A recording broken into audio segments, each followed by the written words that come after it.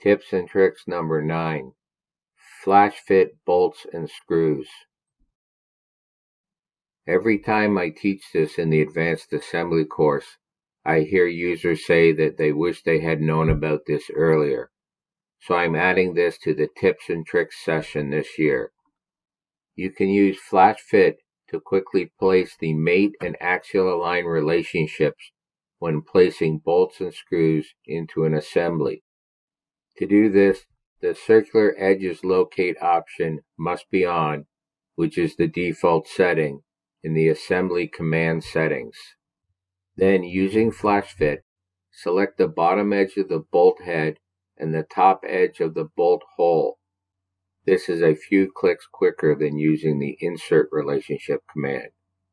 Let's look at this in Solid Edge. In this example, I'll first adjust the position of the small bolt in the display window. Next, I drag the bolt onto the display screen. Using Flash Fit with the default settings, I'll select one of the bottom edges on the bolt head and then select the top edge on the bolt hole. I'll repeat these steps with a second bolt. I tend to select the inner edge on the bolt head, but you can select the outer edge if you prefer. With these bolts placed, I'll go to the Pathfinder tab and show the mate and axial align relationship placed between the selected bolt and hole. Tips and tricks number 10. Pack and Unpack commands. A few releases ago, the NX option of Pack and Unpack was added to Solid Edge. Users can use the pack command to pack identical components in the top level of an assembly into single assembly groups in the Pathfinder, making it easier to locate identical components.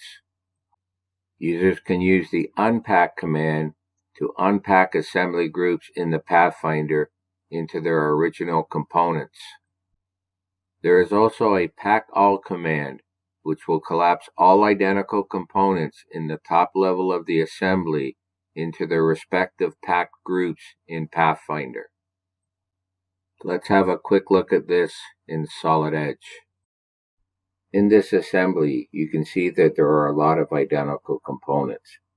I'll select on one of these components, right-click, and select the Pack command from the shortcut menu.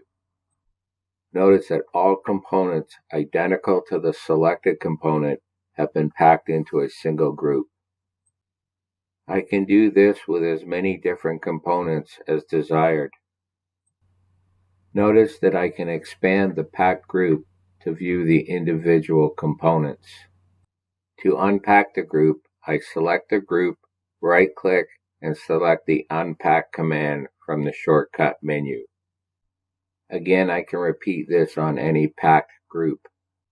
If I want to rapidly group all the identical components, I right-click on the top-level assembly and select the Pack All command from the shortcut menu.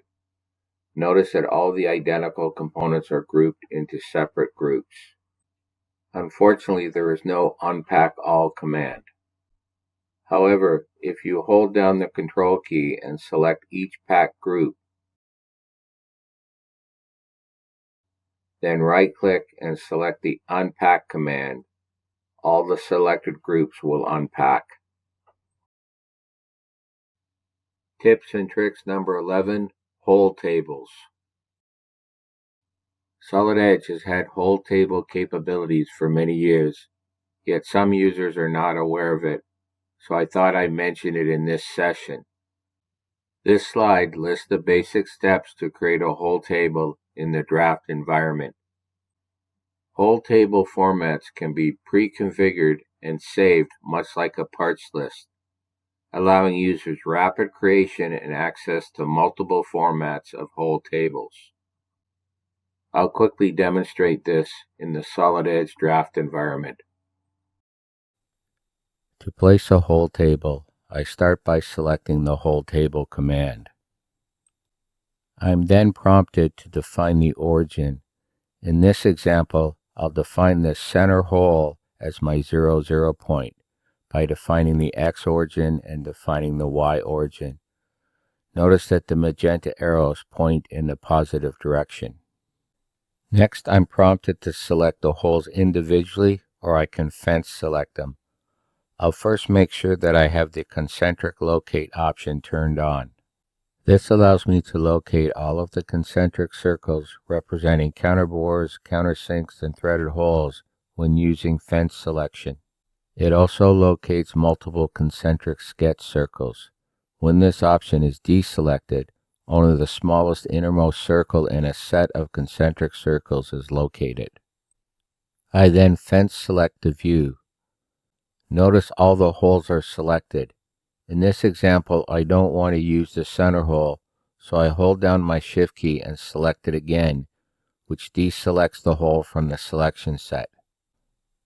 I'll accept this selection and place the hole table. Notice the default table lists the hole number, the X and Y coordinates, and the hole size.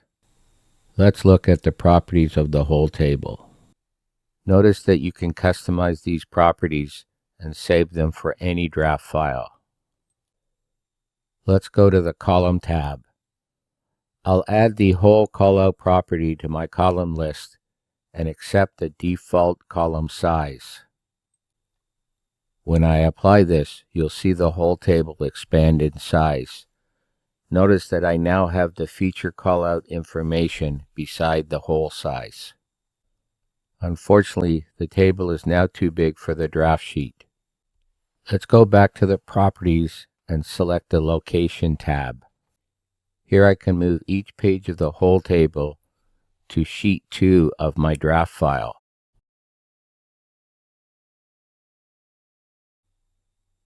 Once I apply these properties, the whole table disappears from Sheet 1 and is placed on Sheet 2, where I can dynamically position it. Tips and tricks number 12. How to scale a section view.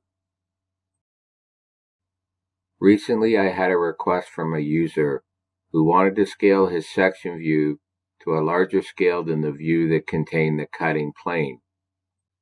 This is possible, but requires users to turn off the Maintain Alignment options between the two views. Once this is off, users can go to the Properties of the section view and change the scale on the General tab in the Properties dialog. Let me show you how this is done. Notice that in this example, the section view is aligned with the view containing the cutting plane. When I open the properties of the section view, I notice that I cannot modify the scale of the section view. This is due to the alignment between the two views. If I turn off the Maintain Alignment option, I can go back to the view properties, and I now have access to changing the scale of the view. Notice that the section view is now larger than the view with the cutting plane. Note, however, that if I turn the Maintain Alignment option back on, the section view reverts to its original scale. Tips and tricks number 13. Designfusion Customer Portal. For the final tip this year, I want to make sure that every one of our customers is aware of the Designfusion Customer Portal. This is located on the website listed on this slide. This is a free sign-up for our customers and provides you with many helpful resources. To demonstrate this, I'm using the Microsoft Edge browser. When you access the website, you can either sign in, or if you don't have an account, you can sign up for one. Once you sign in, you're given access to the dashboard. Here you have access to the latest content, upcoming webinar information, the content categories, the resource content section, featured courses, and our most recent blogs. If you click on the Solid Edge header in the Content Categories section, you have access to numerous tips and tricks and helpful information. For example, we have the Solid Edge Legends document that lists all the various icons used in Solid Edge, along with the default hotkeys. Here, information is being updated and new information is added on a regular basis. Along with the document, you also find many of these tips and tricks are shown in a video format for better understanding. So if you haven't already signed up, please take advantage of this free, helpful customer portal. This brings us to the end of this presentation. I want to thank you for watching. I've relisted the customer portal URL so you can write it down while we take any questions.